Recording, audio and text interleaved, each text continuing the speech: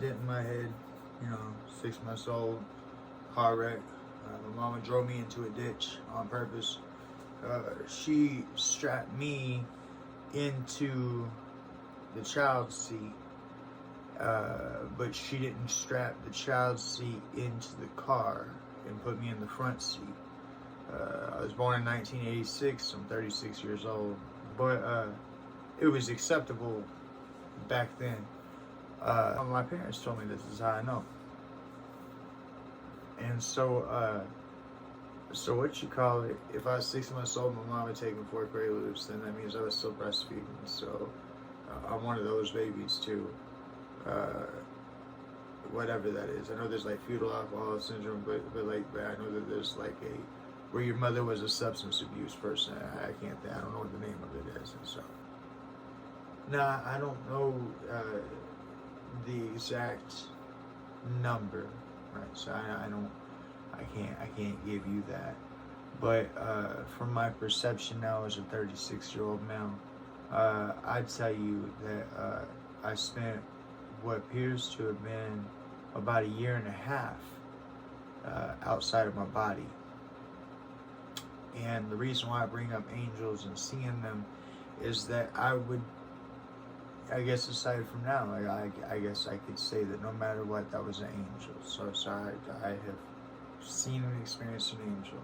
I would be in the room. I was always around my body, but I was always around my parents. And I would speak. I want to tell you, I would speak to them, as in they would respond.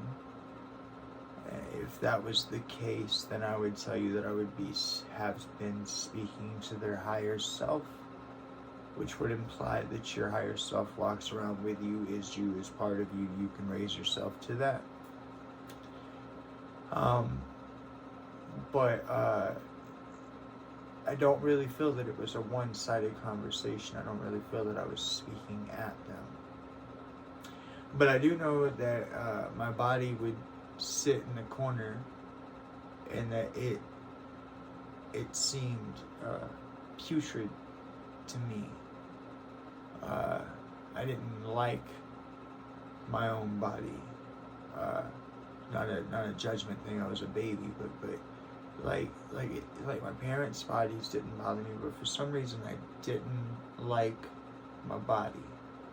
There was just something about it.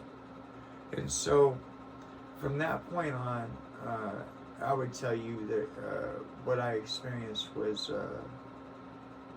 kind of like picture book, like you go through a photo album, and as you're going through the photo album, you see a picture, and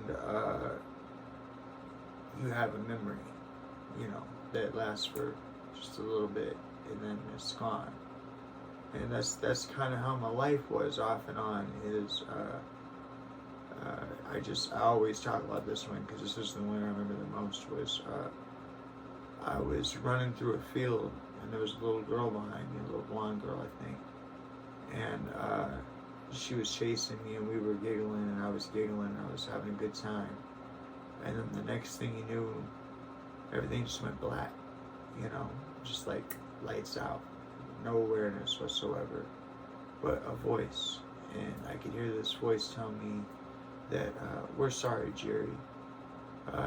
Looks like that didn't work. We'll try something else next time. So I had about a year and a half of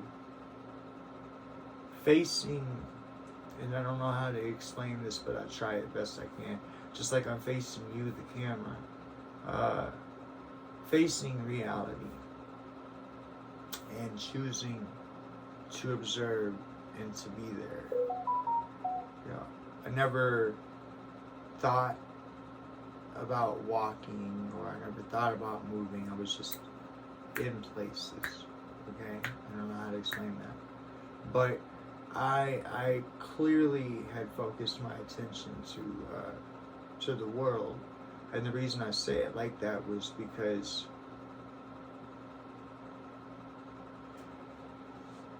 I know from my experience that when you die, it will go black. But the entire time that I was focused on the world, and the reason why I say this doesn't make any sense, I'm explaining this as me having my back to something.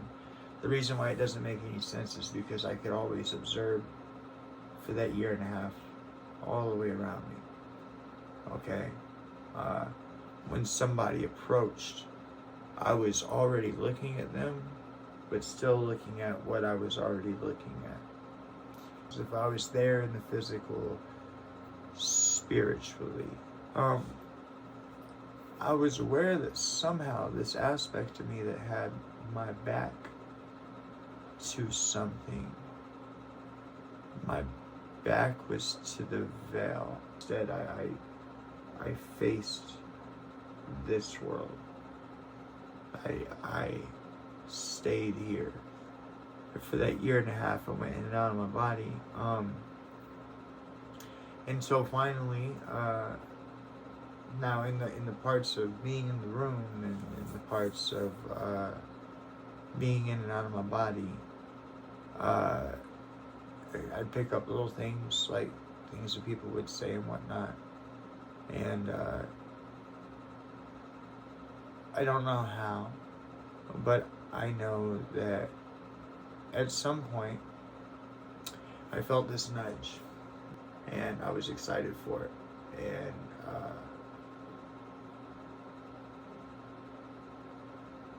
I pause right now because I almost want to tell you a tunnel, but at the same time I want to say a hallway,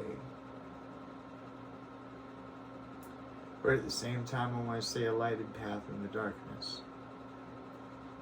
And so I felt this pull, and I followed it, and I hopped in my body, and all of a sudden, you gotta really think this would have had to have been a miracle to experience. Everything kind of went black afterwards, but I just went to sleep, or like how I experience sleep now, and woke up, and I've been in my body ever since. But when I jumped in my body, this baby who had been having epilepsy, obviously, and seizures, and was having to take phenobarbital. The way my parents would have seen it, or the way the people in the room would have seen it, is this baby who was having seizures would have just all of a sudden jumped up out of the chair, and at the top of my lungs I declared, E-I-E-I-O.